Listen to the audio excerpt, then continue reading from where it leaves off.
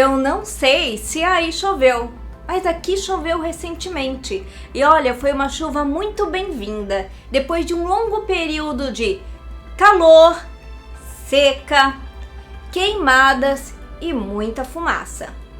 Só que infelizmente para muitas regiões essa chuva chegou tarde demais. Para mim, essa chuva significou uma pausa, mas também um lembrete, principalmente do que tudo que vinha acontecendo antes da chuva chegar. Eu sou a Vani, sou engenheira florestal e falo sobre meio ambiente nas redes sociais.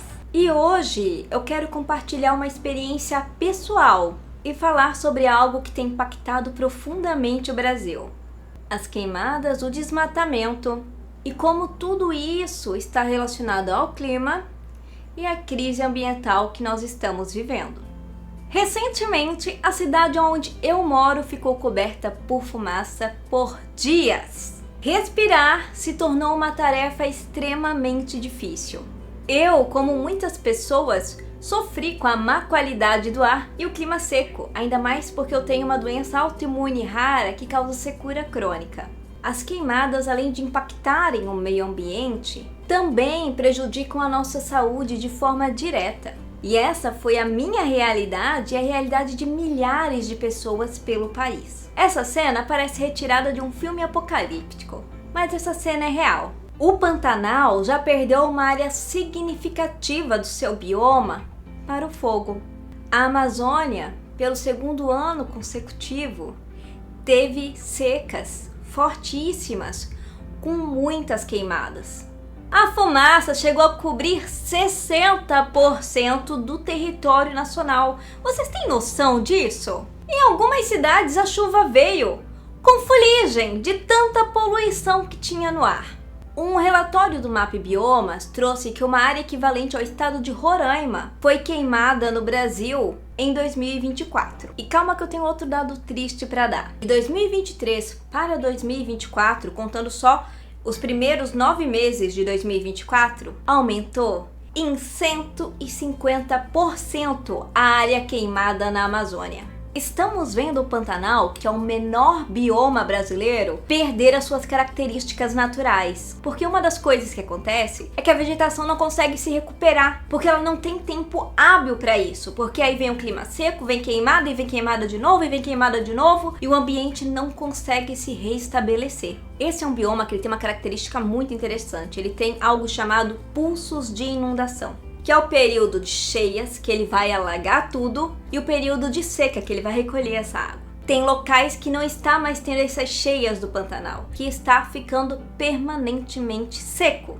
que são essas áreas, inclusive, que estão sendo queimadas para virar pasto. Se você quiser saber mais sobre os pulsos de inundação do Pantanal, eu vou deixar esse card aqui, porque eu tenho um vídeo completo sobre isso. Inclusive no Pantanal, algumas pessoas já foram identificadas por colocar fogo, inclusive já foram multadas. Vani, mas por que isso está acontecendo? Nós temos uma resposta um tanto quanto simples, mas que não deixa de ser trágica. O que a gente tem? Mudanças climáticas, desmatamento e a falta de conscientização do uso do fogo. O que a gente está passando vai muito além de um período de seca. Por exemplo, de junho a outubro é o período de seca na Amazônia. E tudo bem, esse era o período natural dela. Só que a gente está vendo um período mais longo de secas e secas mais intensas. E é claro que a crise climática está envolvida nisso. Se você já escutou falar no menino El Niño, sim, nós temos a presença dele nesse cenário extremo. Com o El Niño, a gente vai ter as temperaturas mais altas e menos chuvas, o que influencia nessas florestas úmidas, que nem a Amazônia, que sofre com isso. E qual o impacto disso? Uma floresta mais seca, com mais propensão a incêndios. Só para você ter uma ideia do caos que ficou a Amazônia, a gente teve fogo em igapós. Vani, o que são igapós? São florestas alagadas, falando de uma maneira bem grosseira. Por quê? Porque eles secaram e eles pegaram fogo. Bom, você já entendeu que a gente tem as mudanças climáticas. Vamos falar do desmatamento? A gente sabe que o desmatamento é um dos maiores responsáveis pelas queimadas. Para quem não sabe como que funciona o padrão de desmatamento, principalmente na Amazônia, ele funciona da seguinte maneira. Você pega os tratores, liga esses 2 tratores com uma corrente e derruba tudo. Ou você pega a motosserra e vai derrubando também. Então você tira essas árvores que têm maior valor econômico, e aí você espera tudo isso que foi derrubado no chão secar. Porque afinal, a gente tem um período de seca na Amazônia, como já comentamos. Então você espera tudo secar e taca fogo. E aí você abre espaço para pastagem. Só que nesse último ano a gente teve uma mudança no padrão de desmatamento. Com a fiscalização e os satélites monitorando essa atividade do desmatamento, porque vamos e vemos, você tem que deslocar maquinário, você tem que deixar uma clareira. Então assim, o satélite pegava e a professora era notificada ou multada. Então eles perceberam que esse sistema antigo não estava dando certo. E aí foi que nós tivemos o aumento de fogo esse ano. Simplesmente foi pulada essa etapa do desmatamento e foi direto para o fogo. Então o que aconteceu? Você esperou a época seca da Amazônia e tacou fogo. É por isso que a gente teve esse aumento de focos de incêndio com a diminuição do desmatamento. O que aconteceu em São Paulo foi algo muito estranho. Nos dias 22 e 23 de agosto, o estado de São Paulo apresentou uma quantidade absurdamente grande de focos de incêndio. E uma curiosidade, eles começaram praticamente ao mesmo tempo. E aqui vem uma coisa bem peculiar desses incêndios do estado de São Paulo. 80% aconteceu em áreas de agropecuária, principalmente áreas de cana-de-açúcar. O que foi estranho porque assim, a gente tem na Amazônia e no Pantanal as características de desmatamento, que é abrir pasto. E em São Paulo já eram em áreas de agropecuária.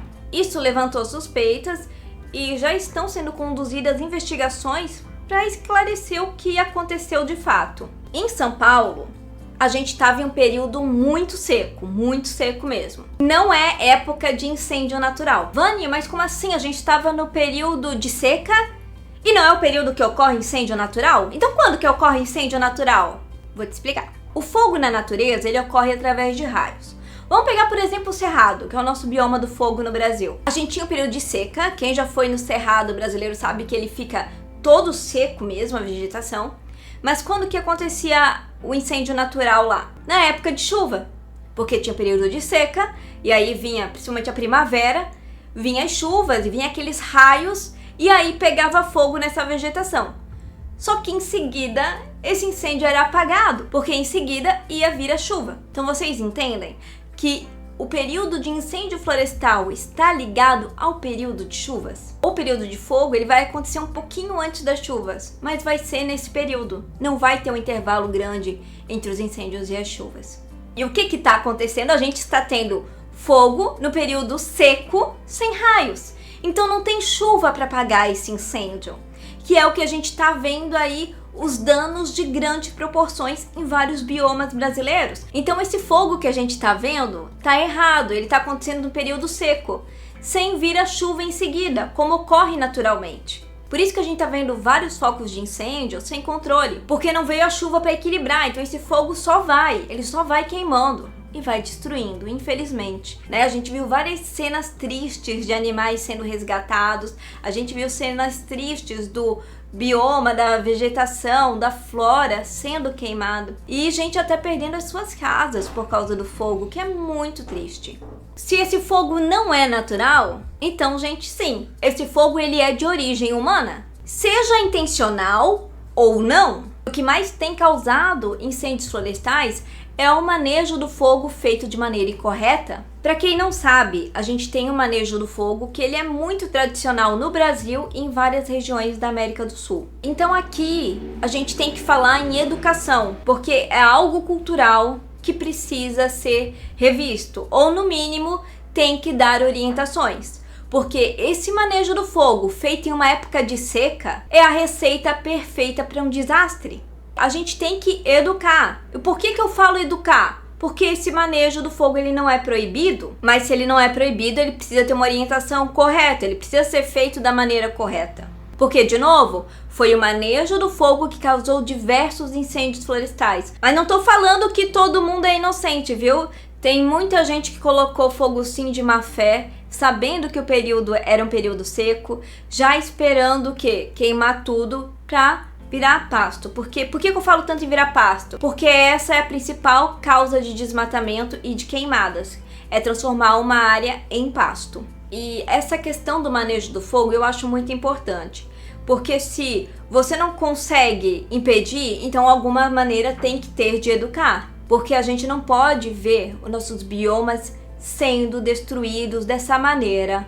Porque as pessoas estão colocando fogo. E, gente, enquanto aqui na minha região choveu, tem regiões do Brasil que ainda não viram água, que ainda estão lidando com situações extremamente difíceis. A gente precisa agir. Seja se engajando, seja uma organização da sociedade civil, uma ONG, a gente pode ajudar buscando a origem dos produtos que a gente consome. A gente também pode cobrar do governo ações mais concretas de combate ao desmatamento, às queimadas.